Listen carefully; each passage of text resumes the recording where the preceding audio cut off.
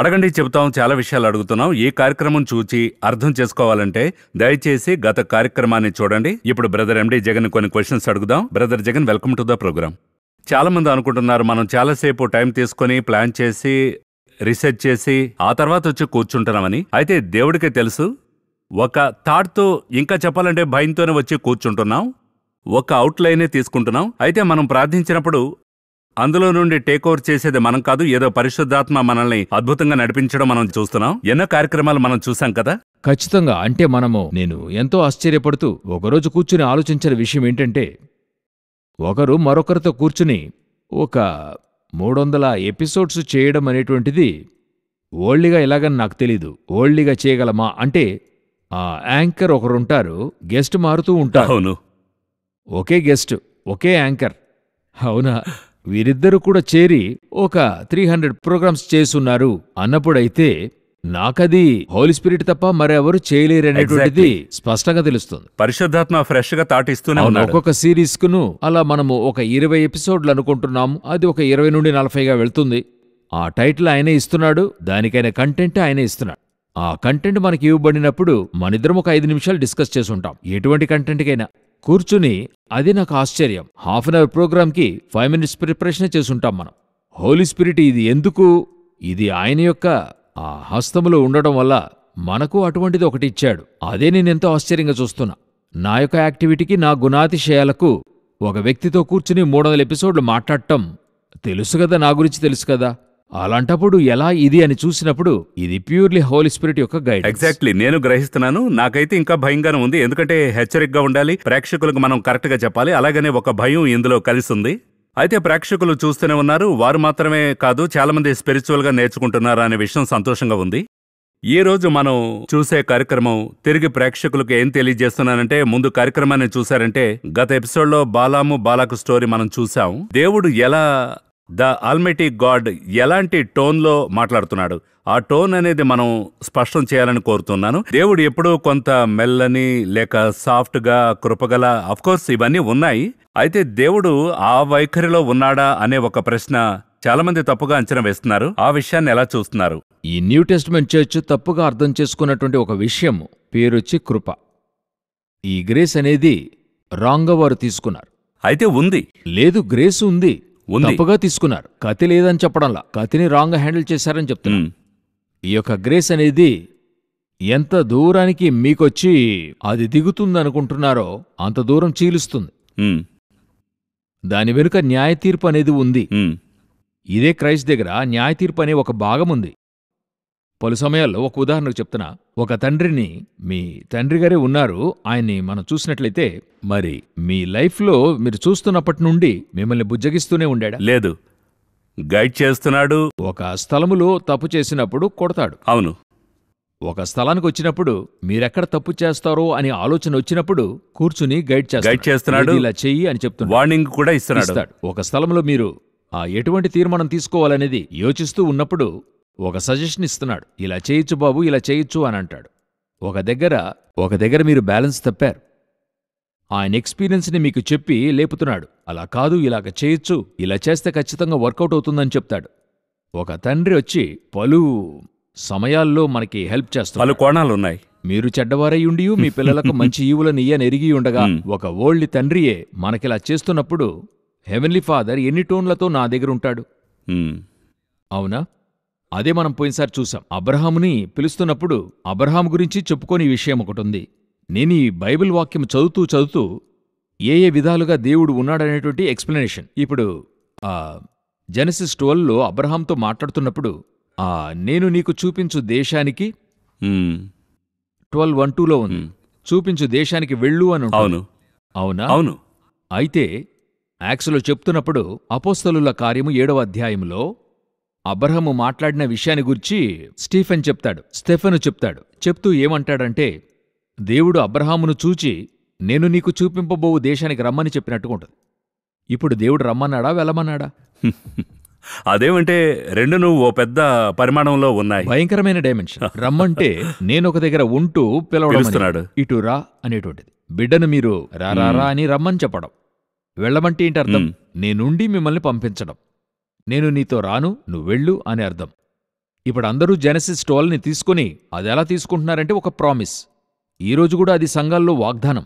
నేను నీకు చూపింపబో దేశానికి వెళ్ళుము అంటే దాని యొక్క అర్థం, దాని యొక్క రెవల్యూషన్ని స్టీఫెన్ చెప్తాడు యాక్ట్స్లో. ఆ జెనసిస్ 12లో దేవుడు మాట్లాడుతున్నప్పుడు అబ్రహాం ఎక్కడున్నాడంటే హారాన్ అనే ఊరు, హారాన్ అనే ప్రాంతంలో ఉంటాడన్నమాట. అయితే స్టెఫెన్ చెప్తాడు, స్టెఫెను ఆ యాక్ట్స్ 7లో దేవుడు అబ్రహాముతో చెప్పినప్పుడు అబ్రహాము ఇరాకులో ఉండాడంటాడు. హారానులో వారు నివసించక ముందు, అతడు హారానుకు రాకముందే చెప్పినట్టుగా చూడగలం. దాని అర్థం ఏంటంటే హారానులో నివసించక ముందు మెసొపొతేమియా ప్రాంతం ఇరాకులో ఉన్నప్పుడే దేవుడు అబ్రహాంతో చెప్తాడు, నేను నీకు చూపించు దేశానికి రమ్మని చెప్తాడు. బయలుదేరిన సగం దూరంలో హారాను ఉంటుంది, జర్నీలో సగం భాగంలో ఉంటుంది. అక్కడ నివసించాడని చూడగలం. ఇప్పుడు టోన్ మారింది దేవునికి. అదే ఆయన మీరు కూడా చెప్పారు, గత కార్యక్రమంలో ఒక 13 సంవత్సరాలు మాట్లాడలేదు అబ్రహాంతో. వాగ్దానం ఇచ్చాడు, నమ్మాడు. అయితే ఈయనకొక మిస్కాల్కులేషన్ అయింది. ఇప్పుడు దేవుడు చెప్తున్నాడు, నేను నీకు చూపించు దేశానికి వెళ్ళు. ఏంటిక్కడ కూర్చునున్నావు? నీకిక్కడేం పని? అక్కడ చెప్పినప్పుడు ఫస్ట్ పిలిచేప్పుడు రా అని అంటాడు.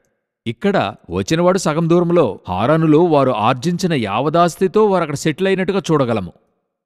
బైబిల్లో ఉంటుంది, తండ్రి ఇంటిని వదిలిరా అని చెప్పి. ఇండ్లు కట్టుకున్నారు. ఇప్పుడు దేవుడు చెప్తున్నాడు, చూపించు దేశానికి పో. కోపము. ఈ టోను బైబిల్ చదివే మనకి అర్థం కావాలి. అది అబ్రహాముకు ఆ రోజు తెలిసింది. మనమెలాగా తీసుకుంటున్నాం టోన్ని? మన టోన్లో చదువుతున్నాం. ఎప్పుడు ఆయన ప్రేమగల దేవుడే. అయితే ఆ టోన్ క్యాచ్ చేయలేక చాలా విషయాలు కోల్పోతున్నాం, మిస్ చేస్తున్నాం. దాని డెప్త్ దొరకకుండా పోతుంది. ఇప్పుడు ఇష్మాయిల్ కొరకు అబ్రహాం ప్రార్థన చేస్తున్నాడు, అవునా? ఇష్మాయిలు నీ ముందర బ్రతుకునుగాక. అటు తర్వాత వాక్యములో దేవుడేం చెప్పాలి? ఇష్మాయిల్ని ఆశీర్వదిస్తానని చెప్పాలి కదా. అలాగ చెప్పడు. ఆయన చెప్తాడు, ఇస్సాకే నీ సంతతి అంటాడు. అక్కడంటాడు ఐసకే నీ సంతతి అని. అలాగ చెప్పి తర్వాత వాక్యంలో చెప్తాడు, నేను చెప్పేది 17th చాప్టర్లో ఉంటుంది. తర్వాత వాక్యంలో చెప్తాడు, ఇస్మాయేలు కొరకు నువ్వు విన్నపం చేసినందువల్ల ఈ నువ్వు ఉంది కదా.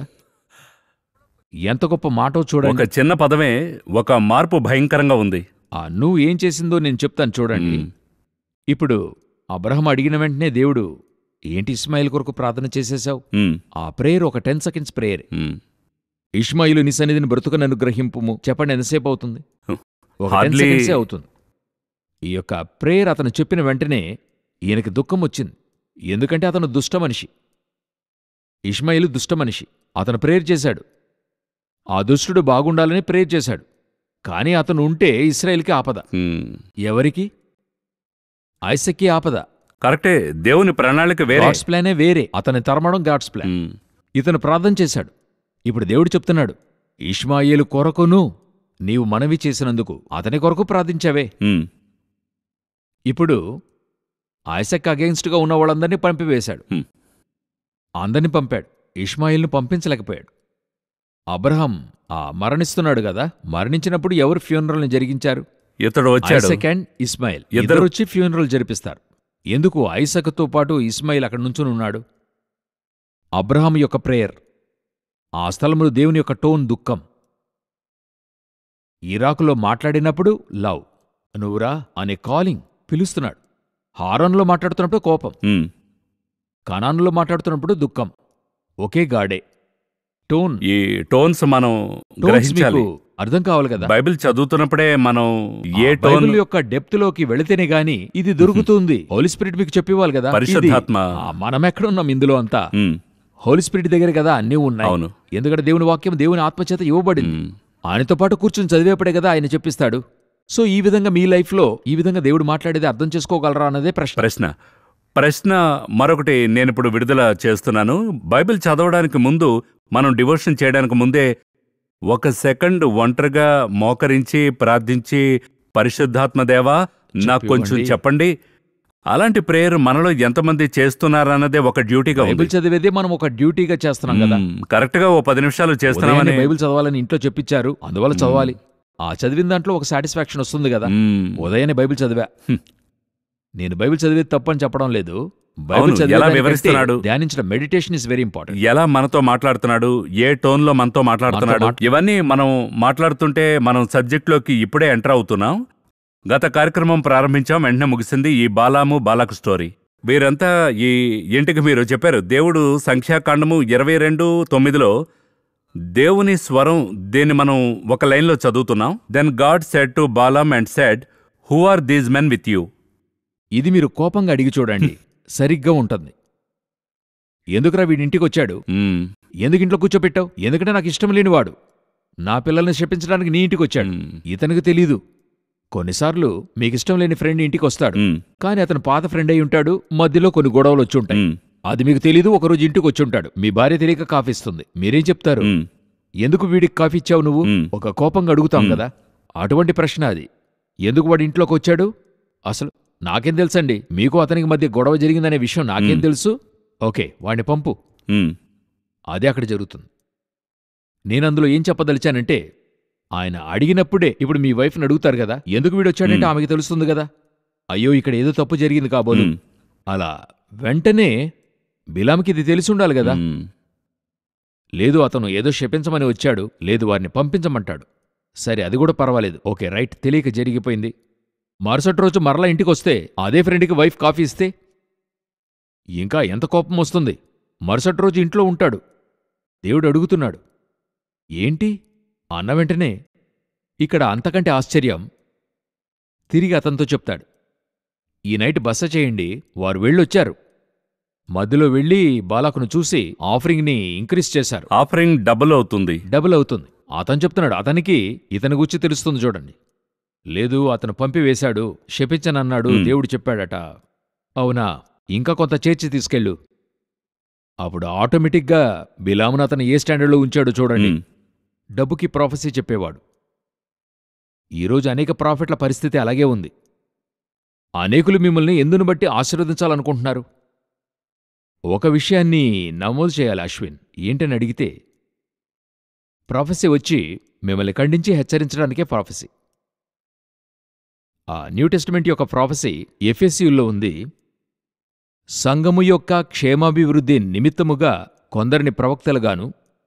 సో ప్రాఫిట్ యొక్క మెయిన్ కార్యము ఖండించి చెప్పడం, ఖండించి హెచ్చరించి అది అతను చేస్తే ఏం బ్లెస్సింగ్ అని చెప్పాలి. బ్లెస్సింగ్ ఇవ్వాలి. అయితే చేస్తే ఏంటి బ్లెస్సింగ్? అబ్రహాంతో చెప్తున్నాడు, నువ్వు రా, నిన్ను గొప్ప జనంగా చేస్తా. సరే, లేదండి అది ఓల్డ్ టెస్ట్మెంట్. న్యూ టెస్ట్మెంట్ అలా కాదు, కృప. రైట్, న్యూ టెస్ట్మెంట్కి రండి. నువ్వు వెళ్ళి సౌలునకు ప్రాఫెసీ చెప్పు. అననీయతో చెప్తున్నాడు, నువ్వు చెప్పు, అతడు ఈ విధంగా పరిచర్య చేయాలని నేను ఏర్పరచుకున్నానంటాడు. నువ్వు వెళ్ళి చెప్పు, చెప్పితే అతనికైన ఆశీర్వాదం ఇస్తాను. పీటర్, నీ వలను వదిలిరా, మనుషులను బట్టు జాలరీగా చేస్తాను. ద గ్రేస్ఫుల్ గాడ్ అనేటువంటి మాట అది. సో ఒక కమాండ్ ఉంది, ఆ కమాండ్కి లోబడితే బ్లెస్సింగ్. ప్రాఫెసీ అంటే అటువంటిదై ఉంటుంది.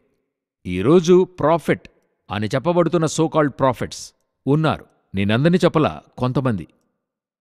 దేని ఆధారంగా ఉన్నారంటే బిలాములాగున్నారు. ఫుల్లుగా బ్లెస్సింగ్కే ప్రాఫెట్. ఈ ప్రాఫిట్ దగ్గరికి వెళ్తే బ్లెస్సింగ్ దొరుకుతుందనే ఎక్స్పెక్టేషన్తోనే వీళ్ళు వస్తున్నారు. వీళ్ళనే బ్లెస్ చేయాలనే చోటే అతను ఉంటున్నాడు. దేవుడు ఇలాగ చెప్పాడని తన వద్దకు వచ్చిన వారిని తిట్టి పంపించిన ప్రాఫిట్స్ ఎంతమంది? మన దగ్గరకొచ్చే వారికి కొరత ఉండదా? వానికున్న కొరత తెలియజేసి అతని సరిచేయడమే కదా స్పిరిచువాలిటీ. ఈ బిలాం గురించి బాగా తెలిసింది బాలాకుకి. సరే, ఇంకా కొత్త తీసుకో. బాలాకు చాలా స్పష్టంగా ఉన్నాడు. ఆ విషయంలో ఎంతో స్పష్టంగా ఉన్నాడు, చాలా క్లియర్గా ఉన్నాడు. అది ఇప్పుడు ఈ ప్రాఫిటే అర్థం చేసుకోవాలి. మరి ప్రాఫెట్ ప్రవక్త దేవుని పట్ల చాలా స్పష్టంగా ఉన్నాడు. తెలిసి ఎలా ఉన్నాడంటేనే మనకి చాలా భయంగా ఉంది. బైబిల్లో ఒకసారి చెప్తున్నాడు, ఒకసారి అడుగుతున్నాడు, ఎవరైనా అడుగుతున్నాడు, అక్కడే ముగించాలి. ఆయన ఒకసారి చెప్పి అది మార్చేటువంటి వాడు కాదు, పలుమార్లు యోచించేవాడు కాదు. అయితే ఇందులో ఇంకో యాంగిల్ ఉంది. దేవుడు కూడా సరే ఇతడు ఇలా ఉన్నాడని తెలుసు కూడా దిగి వస్తున్న స్వరాన్ని మనం గమనిస్తూనే ఉన్నాము. సెకండ్ టైం రెండవసారి ఉంది కదా. ఇప్పుడు బాలాకు మరి ఎక్స్ట్రాగా ఆఫరింగ్ ఇచ్చి పంపుతాను వస్తారు కదా. ఇప్పుడు దేవుడు వారు ఎవరన్నా అడగడం లేదు. దేవుడు చేసే పని ఏంటంటే ఇప్పుడు ఇతనే చెప్తున్నాడు, అక్కడుంది చూడండి 19వ వచనం. కాబట్టి మీరు దయచేసి ఈ రాత్రి ఇక్కడ ఉండుడి, యెహోవా నాతో నీక ఏమి చెప్పునో నేను తెలుసుకొందును. గత రాత్రే వద్దన్నాడే. ఇంకా వెయిట్ చేస్తున్నాడు, సెకండ్ దేవుణ్ణి సముదాయించవచ్చును అని. దేవుణ్ణి కన్విన్స్ చేయొచ్చు. ఎగ్జాక్ట్లీ. ప్రాఫెక్ట్ ఆ స్టేజ్కి వెళుతున్నాడు. ఎందుకంటే అతని వద్ద ఆఫరింగ్ అంత గొప్పది. దాని తర్వాత ఆ రాత్రి దేవుడు బిలామునొద్దకొచ్చి, ఆ మనుషులు నిన్ను పిలువ వచ్చిన ఎడల నీవు లేచి వారితో వెళ్ళుము. సరిపో. దీన్ని నేను ఎలాగ చూస్తున్నానంటే పౌలు చెప్తాడు, ఇది దేవుడు కాదు నేనే చెప్తున్నానంటాడు. అదేవిధంగా నేను ఎలాగ చూస్తున్నానో తెలుసా? దేవుడు బిలామును చంపడానికి తీర్మానించుకున్నాడు. నేను చెప్పినందుకు కారణమేంటంటే, వాక్యానుసారంగా గమనించి చూడండి. దేవుడు ఆశీర్వదించిన వానిని మనిషి శపించగలడా? శపించగలడా? కుదరదు గదా. దేవుడొచ్చి నోవాహు 3 కుమారులను ఆశీర్వదించాడు. షేమ్, హామ్, యాపిత్. బ్లెస్ చేశాడు. ఇప్పుడు హాము తప్పు చేస్తున్నాడు. తండ్రి దిగంబరత్వాన్ని బయటికెళ్ళి చెప్తాడు. మిస్టేక్ అయింది. లేచిన తర్వాత నోవాహు ఎవరిని శపించాలి? కుమారుని శపించాలి. హామును శపించాలి. తన యంగర్ సన్ని శపించాలి. అయితే నోవాహు తెలివిగా చేస్తాడు. తాను లేచి కనాను శపింపబడినవాడంటాడు. హామని చెప్పడు. కనానెందుకు? కనాను ఎవరని చూస్తే హాము పెద్ద కుమారుడు. ఎందుకు అతన్ని శపించాడు? అబ్బాయి చేసిన తప్పుకి ఎందుకు మనవుణ్ణి శపించాడు? ఒకే ఒక కారణమే. అతనెంతగా హాముని శపించినా అతని తల మీద ఉండదు. ఎందుకు? దేవుడు ఆశీర్వదించిన వానిని మనిషి శపించనవ్వదు. అంతే పని అయింది. ఇప్పుడిక్కడ జరుగుతున్న విషయం, ముందుగానే ఇశ్రాయేలుని దేవుడు ఆశీర్వదించాడు, బ్లెస్ చేశాడు. బిలాము శపిస్తే ఏమవుతుంది? ఏమి జరగదు. ఏం కాబోయేది లేదు. అప్పుడెందుకు బిలామును ఆపుతున్నాడు? ఇది ఇశ్రాయేలుని శపించడాన్ని బట్టి దేవుడు భయపడలేదు. అవును. బిలాం వెళ్లి ఇశ్రాయేలుని శపిస్తే శాపం వస్తుందా? ఇతని శాపం ఏం నుంచోదు. ఎందుకంటే దేవుడు ఆశీర్వదించాడు. అవును. ఇక్కడ బిలాముకైనా సేఫ్టీ అది. ఏదో ఒకటి టీచ్ చేస్తున్నాడు. బిలాము నువ్వు వెళ్ళొద్దు, వారిని శపించదు. కారణం, వారిని నువ్వు శపిస్తే నిన్ను శపించాల్సి ఉంటుంది. అదే ఈ స్టోరీ ప్యారలల్ కట్ లో మనం యోనాని చూస్తే అది వేరే ట్విస్ట్ లో ఉంది. అది వేరే కోణంలో ఉంది. చూస్తే అది ఇక్కడ కాన్సెప్ట్ ఒకటే, విషయం వేరే. అవును. అక్కడ జెంటైల్స్ కి ప్రాఫిట్ కి జరుగుతుంది. ఇక్కడొచ్చి సొంత జనులకి జెంటైల్ ప్రాఫిట్ కి జరుగుతుంది. మరి ముఖ్యంగా ఈ ప్రాఫిట్ కి బోధిస్తున్నాడు. Profit కైన teaching. ఇప్పుడొచ్చి నువ్వు వెళ్లి వారిని శపించావంటే, ఎందుకంటే నేను అబ్రహాంతో చెప్పాను, నిన్ను ఆశీర్వదించే వారిని ఆశీర్వదిస్తాను, నిన్ను శపించే వారిని శపిస్తా. ఇప్పుడు నువ్వు వారిని శపిస్తే నేను నిన్ను శపించాలి. అదే నేను అబ్రహాంతో చేసిన వాగ్దానం. నువ్వు దయచేసి వెళ్ళిపోవద్దు. అప్పుడు బిలామును వెళ్ళొద్దని చెప్పినందుకు రీజన్, ఇతను శపిస్తే ఇశ్రాయేలీలు శపించబడతారనే భయం దేవునికి లేనేలేదు. నువ్వు శపిస్తే నువ్వు శాపమైపోతావురా, అందుకే నువ్వు వెళ్ళొద్దని చెప్పాను, హెచ్చరికగా ఉండమని. ఇప్పుడు రెండోసారి అడిగినప్పుడు పొమ్మని ఎందుకు చెప్తున్నాడు? నీ తలరాతను ఎవరు మార్చగలరని చెప్తాం కదండి జాలీగా. ఎందుకంటే ఇతని ఉద్దేశం వేరేలా ఉంది. డబ్బు మీదకి, డబ్బు వైపు వెళ్ళింది. నిన్ను కాపాడలేను, అలాంటి స్టేజ్కి వచ్చింది. సరిపో. ఆ తర్వాత చక్కటి మాట చెప్తాడు. అదే వాక్యంలో చెప్తాడు చూడండి, నీవు వెళ్ళు, నీవు లేచి వారితో వెళ్ళుము, అయితే నేను నీతో చెప్పిన మాట చొప్పుననే నీవు చేయవలనని అతనికి చెప్తున్నాడు. ఇక్కడ అతన్ని కాపాడుతున్నాడు, అక్కడ అతన్ని కాపాడుతున్నాడు. ఎందుకంటే నువ్వు వెళ్ళి అక్కడ శపించావంటే ఆ శాపం నీ మీదకి వస్తుంది. నేనేం చేస్తాను? నీకు డబ్బు మీద ఆశ వచ్చింది, వీళ్లతో వెళ్లాలనే ఫీలింగ్కి వచ్చావు. సరిపో, లాస్ట్ ఛాన్స్ నీకు ఇస్తున్నాను, హెచ్చరికగా ఉండు. జాగ్రత్త. నేను చెప్పేది మాత్రం వెళ్ళి చెప్పిరా. నేను చెప్పేదంతా ఆశీర్వాదమే ఇశ్రాయేల్కి. ఇతను అన్ని చోట్లకి వెళ్ళి చూస్తున్నాడు, ఆశీర్వదిస్తున్నాడు. అప్పుడు అబ్రహాముకిచ్చిన ఆశీర్వాదం ఇతనికి అలా అప్లికబుల్ అవుతుంది చూడండి. అబ్రాహాముకి, నిన్ను ఆశీర్వదించు వారిని ఆశీర్వదిస్తాను. నువ్వక్కడ ఆశీర్వాదకరంగా మాట్లాడితే నీకు ఆశీర్వాదంగా మారుతుంది. ఎంత లవబుల్ గాడో చూడండి. అందరినీ ప్రేమిస్తున్నాడు. ఎలా ప్రేమిస్తున్నాడు, ఇతను ఎలా కాపాడాలనుకుంటున్నాడు చూడండి. నువ్వు వెళ్ళి అతను శపించొద్దు, కారణం నువ్వు శపించబడతావు. ఇందులో మరో ట్విస్ట్ ఏంటంటే, రాజు ఉన్నాడు కదా, బాలాక్ క్యారెక్టర్. సరే, ఇంత జరుగుతుంది కదా, ఇతను ఇశ్రాయేల్తో ఉంటేనే సరిపోతుంది. చూడండి, నేను మనోరీత్యా చూస్తున్నాను. అయితే అతను అడమెంట్గా ముగించాలి అనే ఉన్నాడు. ఇదేమంటే చాలా ఆశ్చర్యంగా ఉంది. దేవుడు వీళ్ళకి చేసింది బాలకుకు తెలిసి ఉండదనుకుంటున్నారా? ఎందుకు తెలిసి ఉండొచ్చంటే, దేనితోనంటే వాక్యంతోనే చెప్తున్నాను. రాహబ్ దగ్గరికి వెళ్తున్నారు కదా, వీళ్ళందరూ ఏరికోకు వెళ్ళినప్పుడు రాహబ్ చెప్పిన మాట ఏంటంటే, ఐగుప్తీయులకు చేసిన దానిని విని మేం భయపడ్డాము.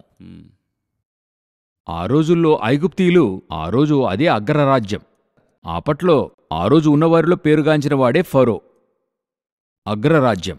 అప్పుడతను చచ్చిపోయాడు, చంపబడ్డాడు. అలాంటప్పుడు చంపిన దేవుడు ఎలా రీచ్ అయి ఉంటాడు? బలాకుకు తెలీదా ఇది? అప్పుడు బలాకుకు ఏంటి సమస్య అంటే, ఇతని ద్వారానైనా ఎందుకు అతని యుద్ధానికెళ్ళా?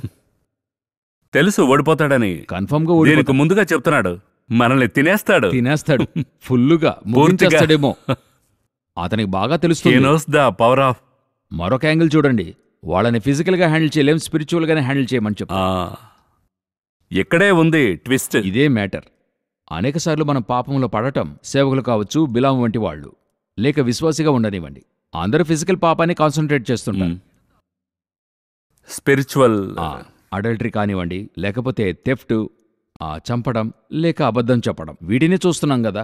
ఇది చేయకుండా కూడా మనం ఉంటాం. మనం భయపడి దొంగతనం చేయము,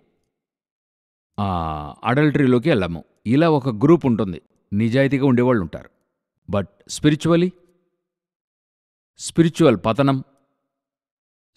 పతనం అంటే ఏంటి? హృదయంలో ఆలోచించే, ఇచ్చేయించేవన్నీ ఇందులో వస్తాయి. దేవుడు చెప్పి చేయకుండా ఉండేది, దేవునికి అగెయిన్స్ట్గా చేసేది, అటెంప్ట్ చేయకుండా ఉండడం, గాడ్స్ విల్కి అగెయిన్స్ట్గా వెళ్ళడం, ఇవన్నీను సిన్. ఇవన్నీ మొదట మనం సిన్గా ఎక్కడ చూసాం? ఇవి లిస్టులోనే లేవు. బిలాముకు అదే కదా సిన్ను. దీని గురించి అతడు ఏం ఆలోచించలేదు, రియలైజే చేయలేదు, కన్విన్స్ చేస్తున్నాడు దేవుణ్ణి. ఆ ఆఫరింగ్ అతని కంటిని మూసేసింది కదా. అవును, ఈరోజు ఎంతమందిని ఆఫరింగ్ కంటిని మూసింది అంటే, నాకు సేవకులు తెలియజేసినటువంటి మాటే. 2 విషయాలలో సేవకులు కేర్ఫుల్గా ఉండాలి. ఒక సేవకుడు 3 విషయాల్లో కేర్ఫుల్గా ఉండాలంటాడు. 2 విషయాలు ఏంటని ఒక ఆయన చెప్పించాడు.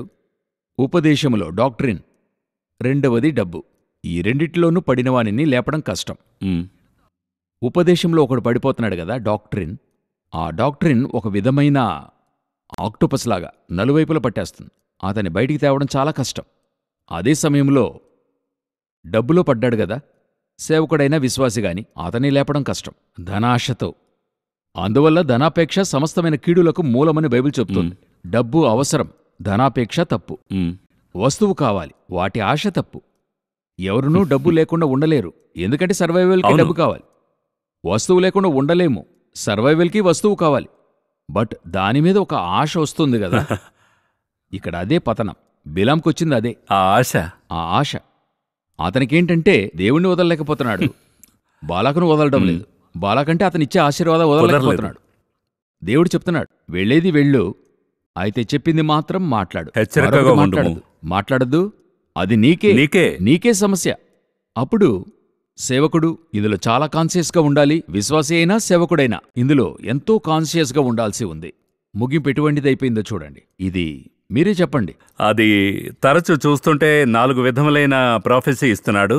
4గింటిలోనూ కాంప్రమైజ్ కాకుండా దేవుడు జాగ్రత్తగా చెప్పింది చెప్పమంటున్నాడు. చెప్పి అయితే ఇక్కడ ఎలాగుందంటే, బిలాము లేచి తన చోటికి తిరిగి వెళ్ళెను. 25వ వచనం 24-25. అంతటా బిలాము లేచి తన చోటికి తిరిగి వెళ్ళెను, బాలాకును తన త్రోవను వెళ్ళెను అని ఉంది. అవునా? అవును. ఇప్పుడు 25వ అధ్యాయమే అందులో వచ్చి టాప్ ట్విస్ట్. ఇప్పుడు ఎంత వైరాగ్యంగా ఉన్న దేవుడు దేని నిమిత్తం వైరాగ్యంగా ఉన్నాడో అక్కడే రివర్స్ అయ్యింది. దేవుని విషయంలో ఎంత హెచ్చరికగా ఉన్నాడు ఇతను. ఇంకోటి నేను చెప్పేది ఏంటంటే, బిలాం లేచి వెళ్ళిపోయాడు, అంతే, ముగిసింది ఈ సీన్ అంతటితో ఓవర్. అయితే దీనికి ఒక ఫ్లాష్ బ్యాక్ ఉంది. మీడియా తిరిగి మరో ట్విస్ట్, ఒక ఫ్లాష్ బ్యాక్. అదేంటంటే, తిరిగి ఇశ్రాయేలీలు షిత్తీములు దిగి ఉన్నప్పుడు ప్రజలు మోయాబు రాండ్రతో వ్యభిచారము చేయసాగిరి. అలా ఆరంభమవుతుంది. బాలాకెవరు? సంఖ్యాకాండం 22:1. తరువాత ఇశ్రాయేలీయులు సాగి ఎరికోకు ఎదురుగా యోర్దాను తీరముననున్న మోయాబు మైదానములలో దిగిరి. సిపోరు కుమారుడైన బాలాకు ఇశ్రాయేలీయులు అమోరీలకు చేసినదంతయు చూచెను. వాళ్ళెక్కడున్నారు? మోయాబు మైదానములలో అని ఉంది. అప్పుడే బాలాకు చూస్తున్నాడు. అప్పుడు మిద్యాను పెద్దలను చూచి, అప్పుడు బాలాకు చెప్పేటువంటి మాట, మిద్యానీయులను చూచి ఎద్దు బీటి పచ్చికను నాకివేయినట్లు ఈ జనసమూహం ఉందంటున్నాడు కదా. ఈ మిద్యాను దేశములో ఉండేటువంటి, అయితే ఇశ్రాయేలీలు మోయాబులో ఉన్నారు. ఇక్కడెక్కడ తప్పు జరుగుతుందంటే మోయాబు స్త్రీలతో జరుగుతుంది. ఇప్పుడు బాలాకేం చేస్తున్నాడు? మిద్యానీయుడు. అతడేం చేస్తున్నాడు? ఈ మోయాబు స్త్రీలను తీసుకొచ్చి ఇక్కడ చేరుస్తున్నాడు. అయితే ఇక్కడ చూస్తున్నప్పుడు బాలాకు పంపినట్టుగా ఉండదు, ఏది కూడా ఉండదు. అయితే వెనుక వాక్యం చెప్తుంది, ద్వితీయోపదేశకాండంలో మోషే చెప్తాడు, బిలామే ఈ ఐడియా ఇచ్చాడంటాడు. వెళ్ళేవాడు ఒట్టిగా వెళ్ళాల, ప్లాన్తో. సరి, ఈ ఆఫరింగ్ ఆ చివరి వరకు వదలాల. దేవుడు అది పొందుకొని ఇవ్వలేదు, అదే వాస్తవం. కొన్ని ఆశీర్వాదాలు పొందకుండా దేవుడు ఆపుతున్నాడంటే దానికి కారణం ఉంటుంది. మనం పలుసార్లు ఆ ఆశీర్వాదాలు పొందుకోవాలని పట్టుపడతాం, దేవుడేం చెప్తున్నాడు, నేను నీకు ఇదంతా ఇస్తా, ఇదొద్దు ఇదొకటి మాత్రం వదిలేయ్ అని అంటాడు. ఇతను అది కూడా కావాలంటాడు. అదే కావాలని అదే కావాలి, దేవుడిచ్చిందంతా వదిలిపెట్టాడు, అది మాత్రం కావాలి, అది కావాలి. చాలామంది పతనం అక్కడే ఉంది. ఇప్పుడు బిలాము, సరి బాలాకిచ్చేది వదలలేకపోతున్నాం, ఏం చేయొచ్చు అని అనుకున్నప్పుడు బాలాకుకి అది తీసుకోవడానికి ఏం చేయొచ్చు, అతనికి ఒక ఐడియా ఇచ్చి వెళ్ళిపోయాడు. ఈ ప్రజల్ని నాశనం చేయాలంటే ఇలాగే ఫిజికల్గా కుదరదు, ఎవరిని పిలిచి శపించినా శపించలేరు. దేవుడు ఆశీర్వదించాడు, దేవుడే అతని శపిస్తే అవుతుంది. ఈ స్థలానికి వచ్చి అట్లే మీరు రెవల్యూషన్ లింక్ చేసుకోండి. చర్చిని చెరపాలంటే ఎవరి వల్ల సాధ్యం కాదు. ఈ బిలాం ఏం చేశాడో అదేవిధంగా చర్చి లోపల తప్పు జరిగితేనే గాని నాశనం అవుతుంది. బిలాము యొక్క ఉపదేశాన్ని బోధించే అదే ఆ రెవల్యూషన్లో చక్కగా చెప్పాడు. సేవకునితోనే లోనికేం తీసుకొచ్చాడు, రాంగ్ డాక్టర్ని తెచ్చాడు. సో వెరీ కేర్ఫుల్గా ఉండాల్సిన అతి ముఖ్యమైన విషయం, మీరు నన్ను ఎండ్ పాయింట్గా అడిగితే చెప్తాను, ఎప్పుడూ దేవుని యొక్క మాటను ఉంచుకొని మీరు ఓల్డీగా అది కావాలని మీరు ఎప్పుడు అనుకుంటారో అక్కడే దిగజారడు. అదొకటి, ఎలాంటి టోన్లో దేవుడు మనతో మాట్లాడుతున్నాడు, ఏ టోన్లో మాట్లాడతాడని కాన్సన్ట్రేట్ చేస్తూ ఉండాలి. ఏలియా కాన్సన్ట్రేట్ చేసినట్టుగా. అది గాడ్స్ దేవుని స్వరం అనే విషయం మరొక ఇలాంటి పలు విషయాలు స్వరాలు ఉన్నాయి.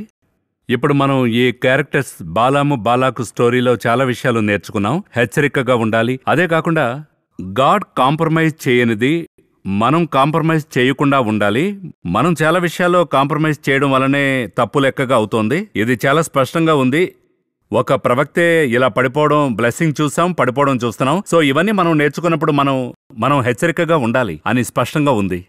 మరి వీక్షకులు అధిక శాతం ఒక టీచింగ్గా తీసుకుంటాం, బట్ మనిద్దరం ఎలాగ తీసుకుంటున్నాం అనేది చాలా హెచ్చరికగా ఉండాలి. గాడ్ ఎందుకు మనకి ఇది రివీల్ చేస్తున్నాడు. నాకు ఒక సేవకుడు చెప్పాడు, మెసేజ్ వచ్చి జనుల కంటే మొదటగా నీకిచ్చుకో, నీ వల్ల ఫాలో చేయగలవా అని చూడు, ఫాలో చేయలేని విషయాన్ని మాట్లాడద్దు, ఫాలో చేసి ఆ తర్వాత మాట్లాడు అని అంటాడు. ఆ విధంగా మనం ఇప్పుడు చెప్తున్నాం. ఒక 10,000 మంది ఆన్లైన్లో చూస్తున్నారు, టీవీలో చూస్తున్నారు, చాలా చూస్తున్నారు, బట్ మనం మొదటిగా ఫాలో చేయాల్సి ఉంది. అయితే మనకి ఇదొక పాఠంగా ఉంది. అదే సమయంలో మనం నేర్చుకున్న విషయాలు చాలా నేర్చుకున్నాం. మరో కార్యక్రమంలో మనం ఇదెలా దేవుని స్వరం గురించి మనం మాట్లాడదాం. ఎలైజా అనేది ఒక పెద్ద క్యారెక్టర్, ఆయన గురించి చాలా మాట్లాడాం. అక్కడ ఒక స్వరం ఉంది, దాని గురించి చూద్దాం. ఈ కార్యక్రమానికి మీరు వచ్చినందుకు సంతోషం. వందనాలు.